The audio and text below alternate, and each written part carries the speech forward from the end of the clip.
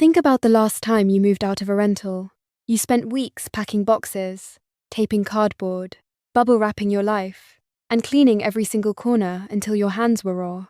You are exhausted, but you are finally done. The apartment is empty. You are standing there, keys in hand, ready to hand them over and get your security deposit back. We are talking about a significant amount of money here, usually 2 or 3 months of rent. It is your hard-earned cash. And then, the landlord walks in for the final walkthrough. They bypass the clean kitchen, walk straight to a corner, point at a tiny, almost invisible nail hole in the wall, and say that the apartment is not in its original condition, so they will have to deduct the repair cost from your deposit. It is an instant stomach-drop moment. It really is. It feels like a trap because you go from the excitement of starting a new chapter in a new place to this defensive, anxious state. You start wondering if you are about to lose hundreds, or even thousands, of dollars over something completely trivial.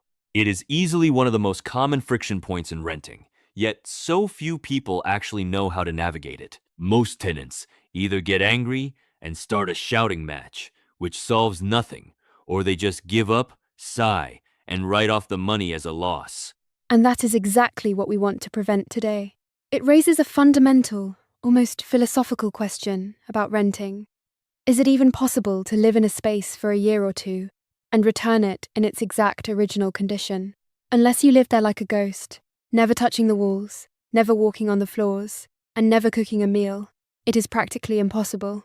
So, what does original condition actually mean in the real world, and how do we protect ourselves? The root of the conflict lies in how differently tenants and landlords interpret that phrase. To a landlord, original condition represents the ideal state. They want a pristine, like-new apartment, ready for the next tenant to move in immediately, without the landlord having to spend a single dollar out of pocket. To the tenant, however, the apartment was a home where life happened. You hung pictures, you walked across the carpet, the sun faded the paint near the window. Fortunately, property laws and standard rental practices actually recognize this reality. They draw a very clear line between normal wear and tear, which the landlord must cover, and tenant damage, which the tenant must pay for. Let us pause there, because that distinction is where almost every single deposit dispute happens. How do we actually define that line? What counts as normal wear and tear versus actual damage?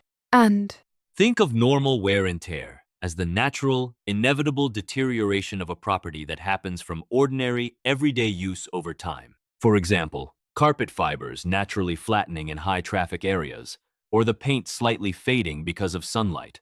Even things like rubber seals on refrigerator doors degrading, or minor scuff marks on walls from daily life. These are things that happen just by the passage of time. You are renting a living space, not a museum piece. Damage, on the other hand, is caused by abuse, neglect, or accidents.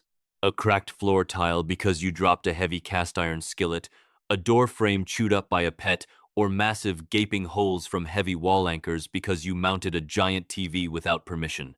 That is damage, and the landlord has every right to charge you for it. that makes sense. It is the difference between the house aging naturally and the tenant actively breaking something. But what about things like paint? I have heard of landlords trying to charge tenants to repaint the entire apartment because of a few small scuffs. Is that legal? In most jurisdictions, paint has what is called a useful life, which is typically around 2 to 3 years. If you have lived in an apartment for 3 years, the paint has depreciated to zero value anyway. Even if there are scuffs, the landlord would have had to repaint it for the next tenant regardless, so they cannot legally charge you for the full cost of repainting. It is details like this that tenants often miss, leaving them vulnerable to landlords who try to pass off standard maintenance costs as tenant damage. So, knowing this, what is the game plan? If you are standing in that empty apartment and the landlord is frowning, shaking their head and pointing at things, how do you handle it without escalating the situation? First, stay calm and keep your emotions out of it. Treat it strictly like a business audit. The very first step is to pull out your documentation. If the landlord points at a scratch on the floor and says it will cost $200 to fix, You want to be able to open your phone and show them a photo from your move-in day showing that the scratch was already there. That immediately ends the discussion.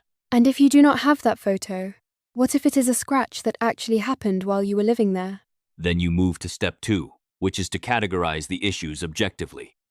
Walk through the unit together and write down a list. If you did cause the damage, acknowledge it, but do not just let them write down a random deduction amount. This leads to step 3, which is the ultimate secret weapon for tenants. Fix it yourself before they call a contractor. I love this point, because landlords often charge an absolute premium for repairs. Why is it so much cheaper to do it yourself? It comes down to what I call the convenience tax. If you leave a small hole in the drywall from a picture hook and you let the landlord handle it, they are not going to go to the hardware store, buy a $5 tub of spackle, and patch it. They will hire a professional handyman. That handyman has a minimum service fee, probably $150, plus labor and materials. The landlord will pay that invoice and deduct it directly from your deposit. But if you spend $10 at a local hardware store for some wall putty, a putty knife, and a tiny tube of touch-up paint, you can patch it in 10 minutes. You save yourself over $100. The same goes for replacing burnt-out light bulbs or cleaning a dirty oven. Do it yourself or hire a local student for cheap before the landlord bills you for a commercial cleaning service. It is crazy how much money you can save just by taking a little bit of initiative. But it also highlights a power imbalance. The landlord holds the money, so the burden of proof and the burden of effort often falls on the tenant. It feels like we are always playing defense. How do we shift that dynamic so we are playing offense from the very start of a lease? You play offense by establishing a paper trail from day one, long before you even think about moving out. Most people are so excited when they get the keys that they just want to move their furniture in. But the very first thing you should do in an empty apartment is take a slow, high-definition video walkthrough. Document every single corner: the inside of the oven, the back of the closets, the ceilings, the window seals, and the condition of the appliances. Every single detail, even the things that look completely fine. Especially the things that look fine now, because you never know what might fail later. Once you have that video and a detailed checklist, email it to the landlord. By emailing it, you create a time-stamped, unalterable record that both parties have access to. It shows the landlord right away that you are organized and detail-oriented. Landlords are far less likely to try and take advantage of a tenant who has a digital archive of the apartment's condition. It is like setting a boundary right at the beginning of the relationship. It shows you respect the property, but you also respect your own money.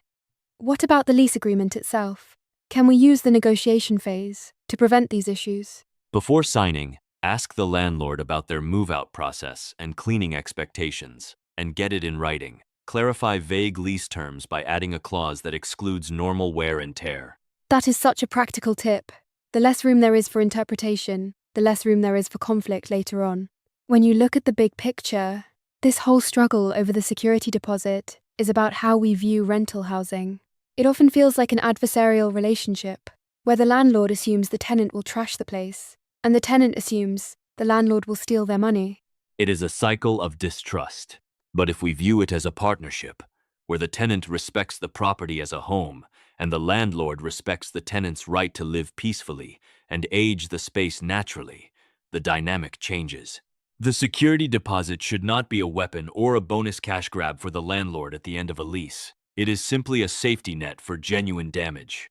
Wrapping up a lease should be a smooth, stress-free transition. By documenting everything from the start and understanding your rights on wear and tear, you protect your money and peace of mind. Perhaps if more tenants acted like auditors, landlords would manage properties better from the beginning. I think they absolutely would. When tenants raise their standards of accountability, landlords have no choice but to meet them.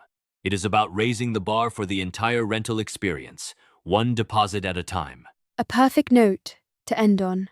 To everyone listening, the next time you sign a lease or pack a box, remember, protect your space, document your journey, and keep your deposit where it belongs, in your pocket.